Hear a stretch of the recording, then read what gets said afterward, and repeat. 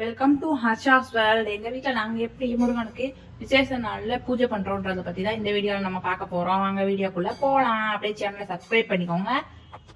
அப்பதான் முருகனை பத்தின பயனுள்ள தகவல்கள் உங்களை வந்து சேரும்.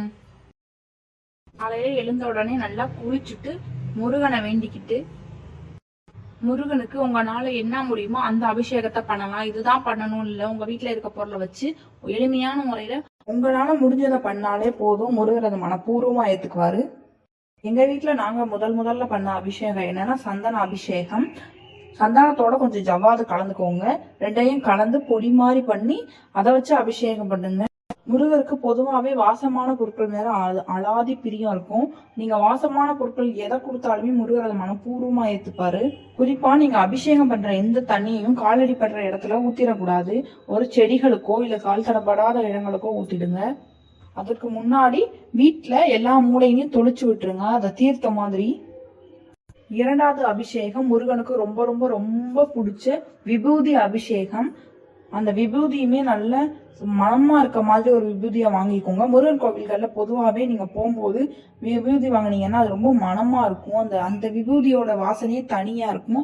அந்த மாதிரி விபூதியை வாங்கி வீட்டுல வச்சுக்கோங்க. அந்த விபூதியை வச்சு அபிஷேகம் பண்ணுங்க. ஒவ்வொரு அபிஷேகம் பண்ணும் போதும் மறக்காம முருகர் மேல மலர தூவிருங்க. ஒவ்வொரு அபிஷேகம் முடிஞ்சதுக்கு அப்புறமும் கண்டிப்பா சாம்பிராணி காட்டணும். சாம்பிராணியை காட்டிட்டு உங்க மனசுல இருக்க வேண்டியதுகளை நீங்க வந்து சொல்லலாம்.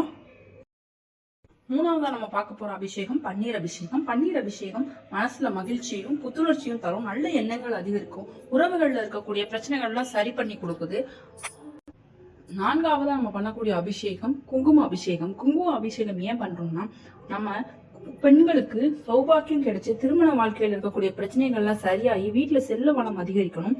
அஞ்சாவதா பண்ணக்கூடிய அபிஷேகம் ரொம்ப ரொம்ப முக்கியமான, முருகருக்கு ரொம்ப பிடித்தமான ஒரு அபிஷேகம். அதுதான் பஞ்சாமிர்த அபிஷேகம். பஞ்சாமிர்த அபிஷேகம் ஏன் பண்றோம்னா, நமக்கு கடன் பிரச்சனை நிறைய இருக்கு, ஆரோக்கியத்துல குறைபாடு இருக்கு, செல்வ மனம் நம்ம வீட்டுக்கு வரவே மாட்டேங்குதுன்னு தோன்றவங்க எல்லாம் பஞ்சாமிர்த அபிஷேகத்தை பார்த்தாலோ இல்ல பஞ்சாமிர்த அபிஷேகம் நம்ம வீட்லயே பண்றதாலோ நம்ம உடல் ஆரோக்கியம் மேம்படும், செல்வ வளம் பெருகும், எல்லா வகையான தடைகளும் நீங்கி வெற்றி கிடைக்கும், பாவ நிவர்த்தி ஆகுது, மனம் ரொம்ப அமைதியா இருக்குது, வாழ்க்கையில முன்னேறணும் அப்படிங்கிற ஒரு ஈடுபாடு நம்ம மனசுக்குள்ள வருது.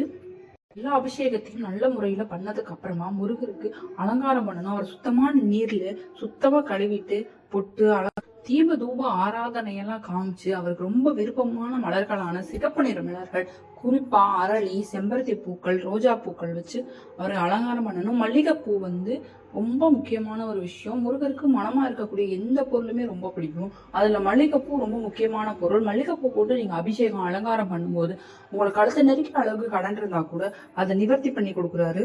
இதெல்லாம் சரியா பண்ணதுக்கு அப்புறமா உங்க கஷ்டங்கள், கவலைகள், மனக்குறைகள் அவர்கிட்ட வேண்டுங்க. முழுமையா அவர் அதை கேட்பாரு. அதுக்கப்புறம் முருகருக்கு அடுத்ததான் முருகருக்கு வந்து தண்ணீர் கொடுக்க போறோம்.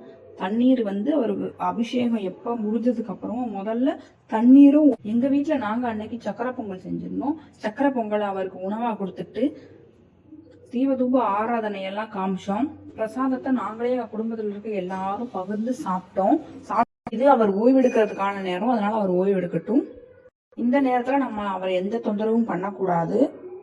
மீண்டும் நம்ம ஒரு 6 மணி போல எழுந்து முருகருக்கு ஒரு டம்ளர் பால் வச்சிடலாம். பிரசாதமா வச்சுட்டு அவருக்கு ரொம்ப பிடிச்ச வெற்றிலை தீபம் போடலாம். நம்ம வெற்றிலை தீபம் எப்படி போடுறதுன்றத பத்தின ஃபுல் வீடியோ நம்ம சேனல்லயே இருக்கு, நீங்க போய் செக் பண்ணி பார்த்துருக்கோங்க. பார்த்துட்டு அதே மாதிரி போடுங்க. போட்டுட்டு உங்க வீட்டுல என்ன பால் பழம் இருக்கோ அதை கொடுங்க. பழம் உங்க வீட்டுல என்ன பழம் இருந்தாலும் நீங்க கொடுக்கலாம். ஆனா கண்டிப்பா வெற்றிலை பாக்கும் வாழைப்பழமும் வச்சிடணும். மீண்டும் நம்ம என்ன பண்ண போறோம்னா, திரும்ப தீப ஆராதனை காட்ட போறோம். அவருக்கு தீப ஆராதனை காட்டிட்டு கற்பூரம், சாம்பிராணி எல்லாம் காட்ட போறோம். கடைசியா வேல்மாறல் இல்லைன்னா முருகனுக்கான பதிகங்கள், கந்த புராணம், முருகனுக்கு ரொம்ப பிடிச்ச இந்த மாதிரி முருகனோட பதிகங்களை விரும்பி படிங்க. மனதை ஒருநிலைப்படுத்தி படிங்க. இல்ல எனக்கு படிக்க தெரியாதுன்னா இப்ப யூடியூப்லயே நிறைய பாடல்கள் வருது முருகனை பத்தினது. அந்த பாடல்கள் பதிகங்களை கேளுங்க.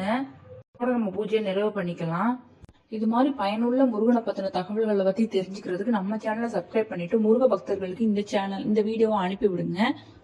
சேனலுக்கு உங்க ஆதரவை கொடுங்க. லைக் பண்ணி கமெண்ட் பண்ணி ஷேர் பண்ணுங்க. நன்றி.